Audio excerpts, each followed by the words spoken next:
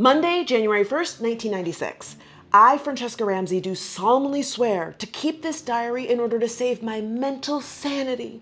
Please forgive and understand when I use obscene language, as I can't keep from spilling out. Be my friend, diary. I need one. Oh my God. She was lonely. And she was going through it. I've kept a journal on and off since like the 3rd grade, and I have all of them, and they're so fun to look back on and just see how much I've grown and changed, and things that I wished for myself and was able to accomplish, and how the things that I've wanted in life have changed. But the thing that's probably been like the most perspective shifting is how many times I was like stressing about something in my life at the time.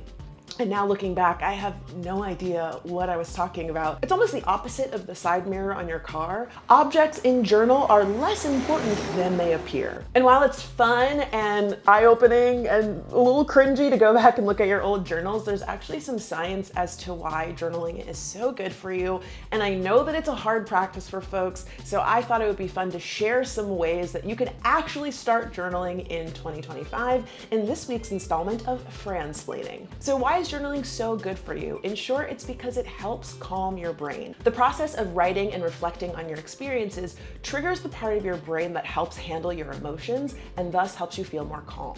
Think of it this way.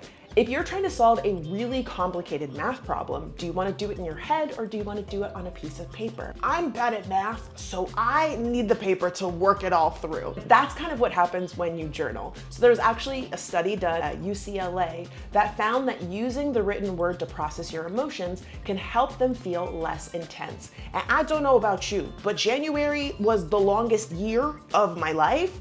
And I think we could all use some healthier ways to manage our anxiety and our emotions and our feelings in 2025. So why not give journaling a try? Now, whenever I tell people that I've kept a journal on and off since the 3rd grade, people are usually like, I've tried it and it just like didn't work for me. I find it so boring. In reality, you can make it whatever you want it to be. You don't have to sit down and try to write the great American novel at the end of every day. I awoke from my slumber at the crisp hour of 8 a.m.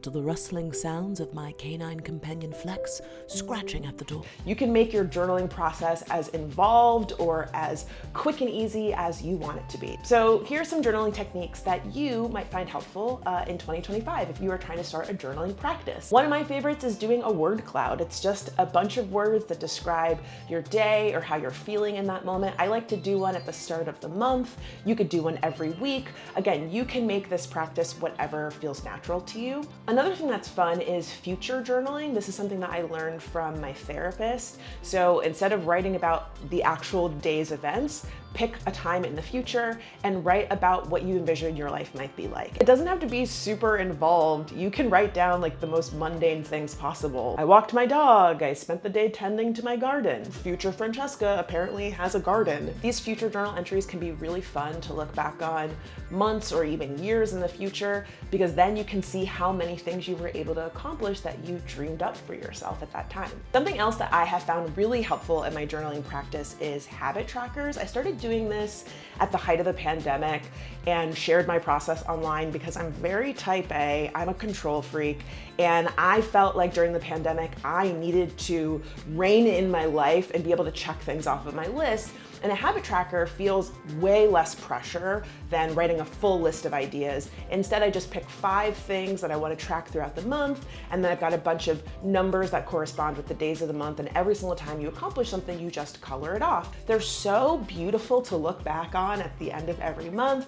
When I shared these online, people enjoyed them so much that I started designing them and offering them in my newsletter. So to kick off 2025, I challenged myself to design 12 new habit trackers, 6 in color and 6 in black and white, based on the actual designs in my journal, so that if you want to start habit tracking, you can do so very easily by printing them out at home. You can hang them up. I like to put one in my bathroom so I see it every single day, or you can print it out and put it in your journal.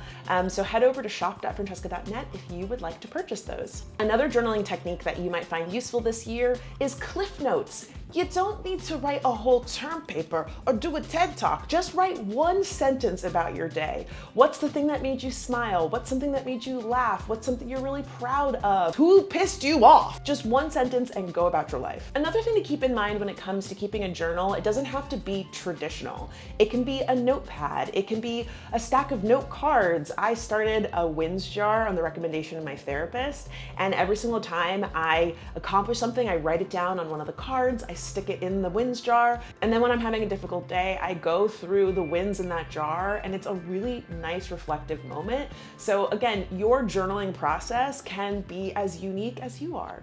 Wow, that was profound as fuck. Okay. The last thing to keep in mind when it comes to creating a journal practice is it's a practice. You're not always gonna do it. Sometimes you might skip a week, sometimes you might skip a month. There's no right or wrong way to do it. And for me, making it part of my routine has been essential. So for example, I'm a coffee drinker. So when I'm drinking my coffee, that's usually when I try to get some journaling done. Or I plan at the top of the month to spend time like making that habit tracker and working on my word cloud.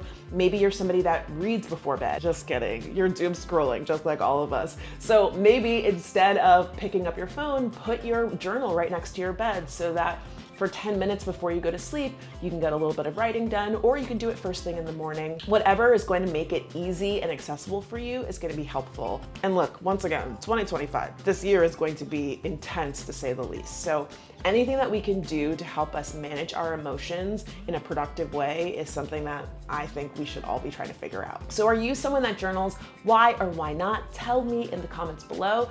And if you haven't already, make sure to subscribe and hit that notification bell so you can stay up to date the next time I have a new edition of Fransplaining. Thanks for watching, and I will see you when I see you. Bye. So why is journaling so good? You just have to print them out. So if you want to track,